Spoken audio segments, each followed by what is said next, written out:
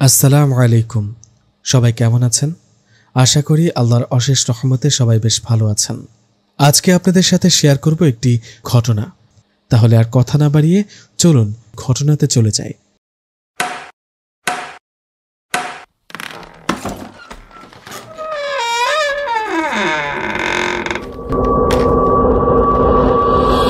Voice of জিন, অদৃশ্যের রহস্য। বেশ অনেক বছর আগের কথা।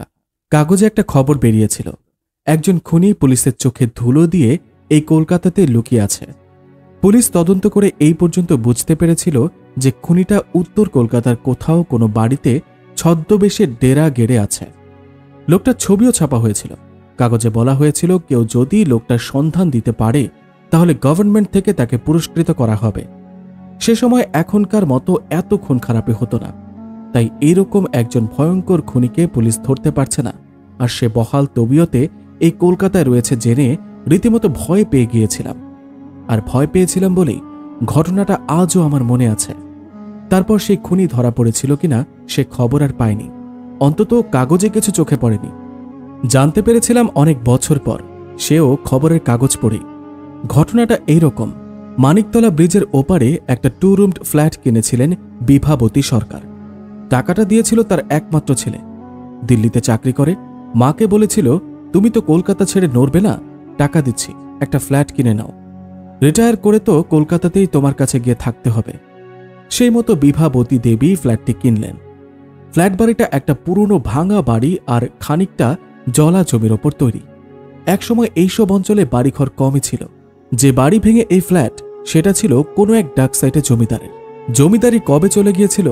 জমিদারের বংশধররাও কলকাতার বিভিন্ন জায়গায় ছড়িয়ে ছিটিয়ে আছে, কিন্তু সাবেকি জমিদারি মেজাজটি চলে যায়নি। সে আমলের পুরনো বাড়ি জমিদার পুত্রদের পছন্দ হচ্ছিল না, তাই সেটাকে ফেলে রেখে গিয়েছিল। মাঝে মাঝে 2-1 ঘর ভাড়াটে আসত, আবার চলে যেত। সামান্য টাকার ভাড়া। সেই জমিদার পুত্রদের মন ভরত না। তারা ঠিক করল বাড়িটা বেচে দেবে। সেজন্য নতুন ভাড়াটেরও আর বসালো না, কেননা ভাড়াটে শুদ্ধ বাড়ি কিনতে কেউ চাইবে না। তারপর কত হাত বদল হয়ে এখন সেই বাড়িটাই হয়ে দাঁড়িয়েছে একটা হাল ফ্যাশনের নতুন ফ্ল্যাট বাড়ি। কিন্তু পেছনের অংশে এখনো এখানে সেখানে ডোবা জলা, ঢোল কলমি আর বন তুলসীর ঝোপ রয়ে গেছে। হঠাৎ দেখলে মনে হয় না জায়গাটা কলকাতার মধ্যে। এইখানে 2টো ঘরের ফ্ল্যাট কিনে থাকেন বিভাবতী। একাই থাকেন, পুজো আচ্চা নিয়ে। খুব ভক্তিমতী, নিজেই রাঁধেন। একটি কাজের মেয়ে আছে, সে সারাদিন তাকে সাহায্য করে, তার সঙ্গে গল্প করে তার সময় কাটে। সবই ভালো, তবু কোথায় যেন একটা অস্বস্তি। বিভাবতী এমন কিছু প্রমাণ পেয়েছিলেন যাতে তিনি বুঝেছিলেন যে বাড়িটার কিছু দোষ আছে, বিশেষ করে উত্তর দিকের ঘরটায়। তার অসাধারণ মনের জোর আর সাহস ছিল, তাই তিনি রাতে একাই থাকতে পারতেন। না থেকেই বা উপায় কি? ছেলের এতগুলো টাকা খরচ করে ফ্ল্যাটটা কিনেছেন, এখন ছেড়ে যাবেনই বা কোথায়? ছেলেকেই বা কি বলবেন? বাধ্য হয়ে মুখে কুলুপ এঁটে থাকতেন, কাউকে কিছু বলতেন না। এখানে তার কয়েকজন আত্মীয় স্বজন আছে, তারা মাঝে মাঝেই তার সঙ্গে দেখা করতে আসত, কিন্তু কাউকে তিনি রাতে থাকতে বলতেন না। তার একা থাকা নিয়ে আত্মীয়রা চিন্তা করলেও তিনি হেসে বলতেন তিনি ভালোই আছেন। তাছাড়া ভগবান যা করবেন তাই হবে, অনর্থক ভেবে লাভ কি? এতখানি ভগবানের ওপর বিশ্বাস দেখে আত্মীয়রাও কেউ কিছু বলতো না, শুধু জানিয়ে যেত অসুখ বিসুখ করলে যেন তিনি সঙ্গে সঙ্গে তাদের খবর দেন। তা বিভাবতী দেবী একটা বুদ্ধিমতির কাজ করেছিলেন। টেলিফোন কিনেছিলেন, আর সেটা রেখেছিলেন মাথার কাছে একটা টুলের ওপর। মনে মনে অবশ্য জানতেন অসুখ বিসুখ ছাড়া আর যে ভয়টা তিনি নিঃশব্দে হজম করে যান, তার প্রতিকার টেলিফোন করে লোক ডেকে হয় না। টেলিফোন নেবার কিছুদিন পরেই একটা ঘটনা ঘটল। মাঝে মাঝেই তিনি 2-1 জনকে ফোন করেন, কিন্তু তাকে বড় একটা কেউ ফোন করে না। হঠাৎ সেদিন গভীর রাতে টেলিফোন বাজার শব্দে তার ঘুম ভেঙে গেল। এত রাতে কে ফোন করেছে? নিশ্চয়ই রং নাম্বার।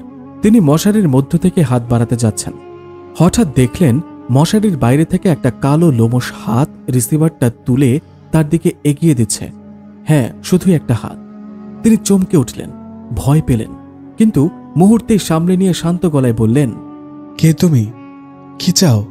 উত্তর পাওয়া গেল না, শুধু অস্পষ্ট একটা পায়ের আওয়াজ ঘরের বাইরে চলে গেল। বিভাবতী দেবী আর উঠলেন না। ভগবানকে স্মরণ করে আবার শুয়ে পড়লেন। সকালে উঠে ভাবলেন তিনি কি স্বপ্ন দেখছিলেন? তখনই চোখে পড়ল রিসিভারটা টুলের নিচে ঝুলছে। বিনবিন করে বিন্দু বিন্দু ঘাম ফুটে উঠল তার মুখে। তারপরই তিনি নিজেকে শান্ত করে নিলেন। সংসারের সব কাজই তিনি রোজকার মতো করলেন। কাউকে রাতের ঘটনা বললেন না, বললেই রটে যাবে ফ্ল্যাটটা ভুতুরে, আর সে কথা ছেলের কানে গেলে তারা আর আসবে না। একটা কথা ভেবে তার ভয় হলো। এখানে এসে পর্যন্ত তিনি বুঝতে পারছিলেন উত্তর দিকের ঘরটায় কিছু আছে, তবে এই ঘর তিনি ব্যবহার করেন না। কিন্তু গতরাতের ঘটনায় তিনি বুঝতে পারলেন যে সে এই ঘরেও আসতে শুরু করেছে। তাহলে তিনি এখানে থাকবেন কি করে? তারপরই তার মনে হলো লোকটা কিন্তু তার ক্ষতি করার চেষ্টা করেনি। কে তুমি, কি চাই প্রশ্ন করাতেই সে রিসিভার ফেলে রেখে চলে গিয়েছিল। কেনই বা এসেছিল, কেনই বা চলে গিয়েছিল? তার উত্তর খুঁজে পেলেন না।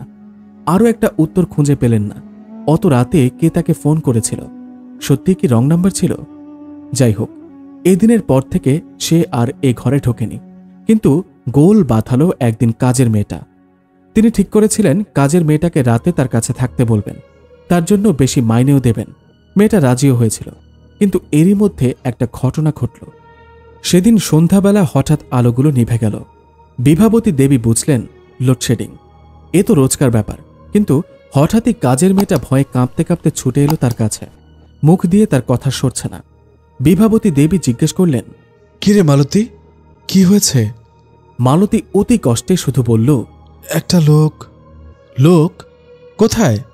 মালতী আঙুল দিয়ে ওদিকের ঘরটা দেখিয়ে দিল।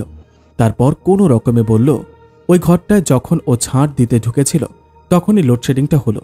আর তখনই স্পষ্ট দেখল একটা লম্বা মতো লোক ঘরের ভেতর কোমরে হাত দিয়ে দাঁড়িয়ে আছে।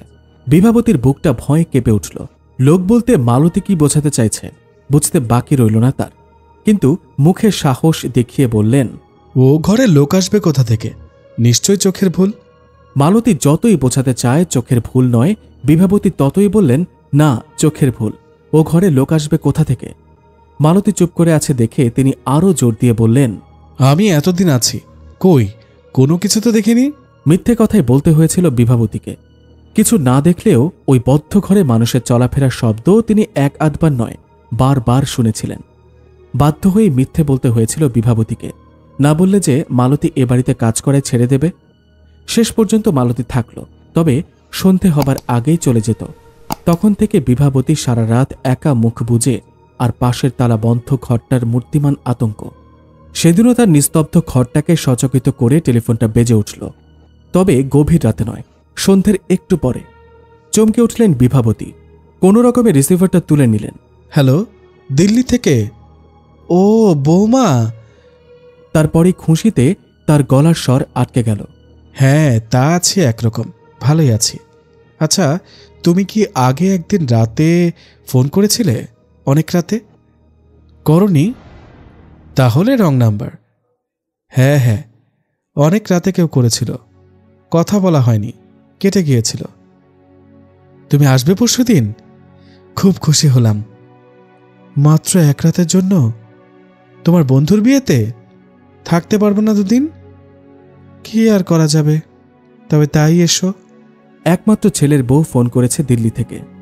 বৌমার সঙ্গে কথাবার্তা শেষ করে বিভাবতী দেবী রিসিভারটা রেখে দিলেন। তারপর মুখ তুলতে চমকে উঠলেন। ঘরের বাইরে জানালার গরাদ ধরে লম্বা মতো কে একজন দাঁড়িয়ে। কে কে ওখানে? সঙ্গে সঙ্গে মূর্তিটা সরে গেল, যেন অন্ধকারে মিলিয়ে গেল। বিভাবতীর রক্ত হিম হয়ে গেল। ও কি শুনতে এসেছিল এ বাড়িতে নতুন কেউ আসছে কিনা? বিভাবতী দেবীর ছেলের বউ অঞ্জনা দিল্লির একটা বিখ্যাত ইংরেজি কাগজের অফিসে কাজ করে। কলকাতায় তার এক বন্ধুর বিয়েতে এসেছে। রাতটুকু শুধু শাশুড়ির কাছে থাকবে। পরের দিন সকালের ফ্লাইটে দিল্লি ফিরে যাবে। নিজের লোককে কাছে পাবার আনন্দে বিভাবতী দেবী মনে মনে খুশি হলেও সেই সঙ্গে একটু ভয়ও পেলেন। ওই যাকে ওই বাড়িতে প্রায়ই দেখা যায়, বৌমাও তাকে দেখে ফেলবে না তো? সেদিন দুপুরে অঞ্জনা হাসতে হাসতে এলো। সারা দুপুর শাশুড়ির পাশে শুয়ে কত গল্পই না করল। বিকেলে বেরিয়ে গেল কিছু কেনাকাটা করতে। বলে গেল সন্ধ্যের আগেই ফিরবে। ঠিক সন্ধ্যাবেলাতেই ফিরল অঞ্জনা। ফুটপাত থেকে উঠে কয়েক ধাপ সিঁড়ি, তারপরেই ঢোকার দরজা। কলিং বেল টিপতে যাচ্ছিল, দরকার হলো না। মালতী দরজা খুলে বেরিয়ে যাচ্ছে তাড়াতাড়ি। বৌদিকে দেখে একটু হাসল। অঞ্জনা জিজ্ঞেস করল, কাজ হয়ে গেল? হ্যাঁ। বাড়ি যাচ্ছ? হ্যাঁ। অঞ্জনা ভেতরে ঢুকে দরজা বন্ধ করে দিল। এবার একটু প্যাসেজটা অন্ধকার। অঞ্জনা এগিয়ে যাচ্ছিল, হঠাৎ মনে হলো সে যেন এগোতে পারছে না। কিসে যেন বাধা পাচ্ছে। মনে হচ্ছে কেউ যেন তাকে ঠেলে বের করে দিতে চাইছে। অঞ্জনা থতমত খেয়ে গেল। তখনই তার মনে হলো তার সামনে দুহাত দূরে কেউ যেন দাঁড়িয়ে রয়েছে। চোর নাকি? অঞ্জনা দিল্লিতে খবরের কাগজের অফিসে চাকরি করা মেয়ে, সংবাদ গ্রহণের জন্য নানা জায়গায় ছুটতে হয়, অত সহজে ভয় পায় না। ধমকের সুরে বলল, কে ওখানে? পরক্ষণেই মনে হলো কেউ যেন পথ ছেড়ে সরে গেল। পাছে মা ভয় পান, তাই ব্যাপারটা নিয়ে অঞ্জনা বেশি হইচই করল না। ঘরে ঢুকে শাশুড়িকে শুধু একটা কথাই বলল, প্যাসেজটায় আলোর ব্যবস্থা নেই?